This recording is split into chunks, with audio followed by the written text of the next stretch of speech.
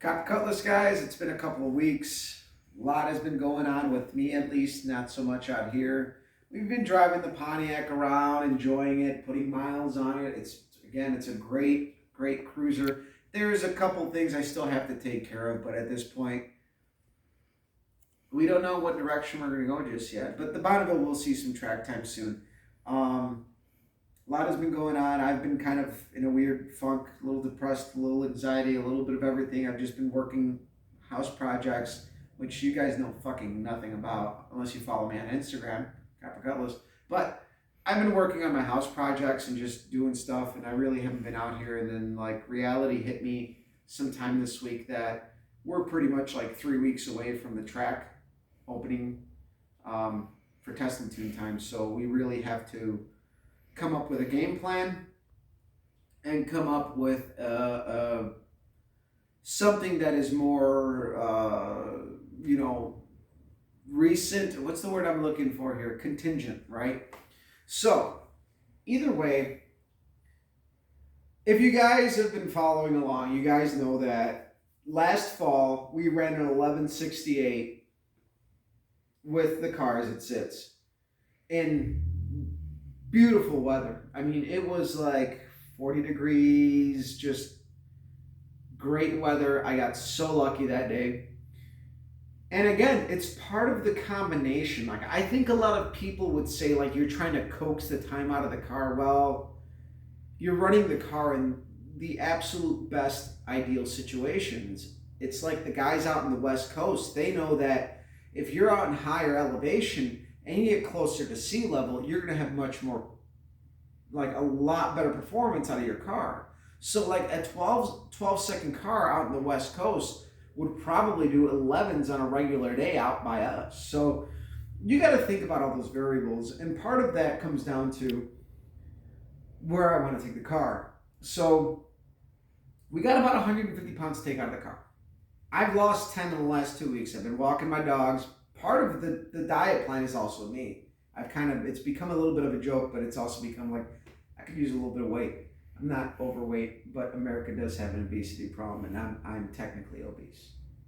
All right, fuck the statistics either way, but I'm just having a good time with it. So either way, what I'm going to be doing is on Sunday's going to be D-Day to come out here and crunch on this thing. So first things first, we're going to take out my wife's making a face. I think I farted and it smells like boneless wings out here. So first things first is in the quarter panels, what you guys might not know is I actually have speakers and small amps on each quarter for this car. You really can't see anything. It's all actually hidden behind the panels. But the goal is to take out the speakers, take out the amps. We're going to take out the window regulator. And I have to consult with a friend of mine because I do not know if I can take this trim off the glass.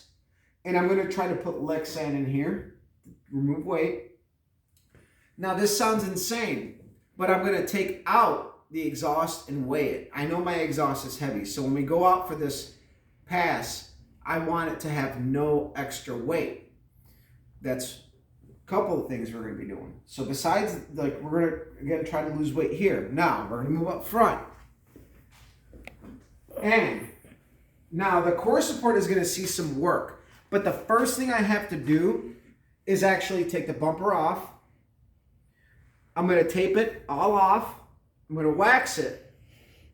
We're going to make our own fiberglass bumper. Now, you guys might be thinking to yourselves, why? It's a fucking $250 bumper. For once, I'm not being cheap. The problem is, right now, the lead time on a front bumper is literally 10 weeks. I don't have that kind of time. I'm trying to go out and catch some really good weather. So we're either thinking early April, before vacation or after vacation. So one of our local tracks has what they call Midnight Mayhem, and they race from 11 p.m. to 2 in the morning. They're right along the Mississippi River. Ideal situation at that time of the year for killer weather. That is a huge option for us. Again, I'm trying to squeeze an 1150 out of this car at this point. At this point, we're squeezing. The last time we went to the Grove, the situations were ideal. We made no tune changes besides air pressure and opening up the exhaust, and we ran at 1168. So we know that this car is capable of mid-11s in the right situations.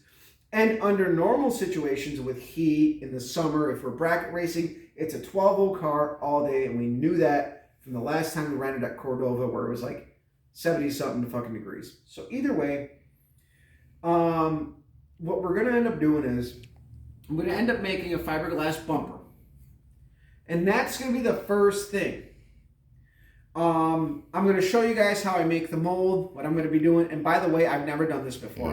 You guys saw last year I repaired this. So I know how to work with fiberglass, but I've never tried working with a mold. Which for us, the bumper is actually going to be the mold because, you know what? It's a bumper. It can be a little bit wider. You guys can see that this bumper sticks out, and that's how they are from the factory. So guess what? If it sticks out 1/8 of an inch on each side, I'm not going to worry about it. As long as it looks like a bumper and it looks good, it does not matter. So we're going to honestly attempt that because at this point I have no options. Unless somebody out there in Viewerland has a fucking fiberglass bumper that they want to sell at face value, which is $250 new, I'm willing to pay that even if it's damaged. It's probably not going to happen because I already put the word out there. Nothing has come up. Lead time is 10 weeks out and it's not going to happen. So either way, we're also going to lighten up the core support. I'm going to get rid of this bulky top plate. I'm going to make it out of aluminum because I don't like just brackets. I'm going to make this out of aluminum to make it nice. I'm going to take the hole saw and go fucking crazy on the core support. And I think I'm going to try to get underneath the dash and rip out as much of the remnants that are left behind from the HVAC system because I actually still have a big bulk of it.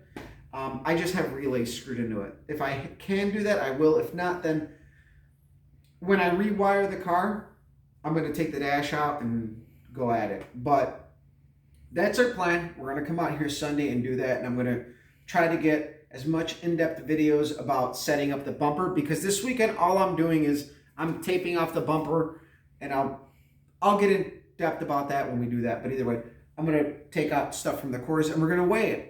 So I'm going to bring out my little scale out here. We got a couple of small scales we can use.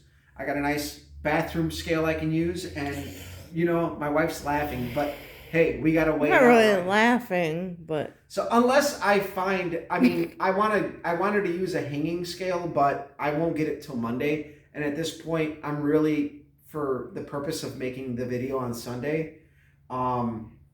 really, my free time on the evenings is going to my house project. So really, I have all day Sunday to work on shit, and that's when it has to happen. So we're going to weigh stuff as we take it off. We're going to weigh the exhaust. We're going to weigh this, weigh that, and it's going to be relative. So to scratch 1150s, we need at least 100 pounds. I'm shooting for 150 pounds because if we haven't crossed that threshold, we know that this car will run 1150. And what I mean by threshold is, when you talk to guys that race, when you hit a certain point, every 1/10 of a mile or every 1/10 of a second in the quarter mile is going to cost you over $1,000 guaranteed. And I haven't crossed that threshold. But yet again, I'm running a smaller cubic inch engine where I may have met that. Whereas with, at least in the Olds world, when you hit like that 10-second range, it really does become a lot harder to get a 1/10 out of it. I haven't had that problem yet, even though, like, if you were to, I guess, compare it to a comparable 455, this setup probably would have, if equally set up, I think it probably would be like a 1090 car with a comparable big block, similar, if you added cubic inches through efficiency, and that's just me speculating. This isn't scientific, but the goal is 1150s, and then at that point we have to cage the car. And if I have to cage the car, then I'm going to rewire it. But after driving the Bonneville, I really love the car. We might take it to the track, see what it does, but I am not hung up on racing it. I think, yet again, I'm going to delay taking the engine out of this car. It doesn't smoke. It doesn't knock. Oil pressure is pretty much the same from day one. Then you know what? I think we're just going to end up running this car in Sportman with my buddy. He keeps telling me to run Sportman, and I really need somebody alongside me to tell me what to do. And he's the guy who I think, he's been bracket racing for quite some years. He's an Oldsmobile guy, although he went to Chevy Power, but I really need somebody in my corner helping me because I've been so focused the last 10 years plus making this car as fast as possible. I'm at the point in my life where I just want to go out and race and go rounds and enjoy that. And that's also the goal with the small block Olds that's sitting in pieces over here that I've been kind of getting together for you guys. And that is going to be a legit engine build, even though it's on a budget. And you guys have clearly, if you're following, you guys have seen that we've acquired parts and done stuff. That's going to be a legit engine build, much like this was, which I did document this kind of on my Facebook pages back then, but I didn't have the YouTube or anything. So really, this engine was very much the same as the engine that I'm putting together now.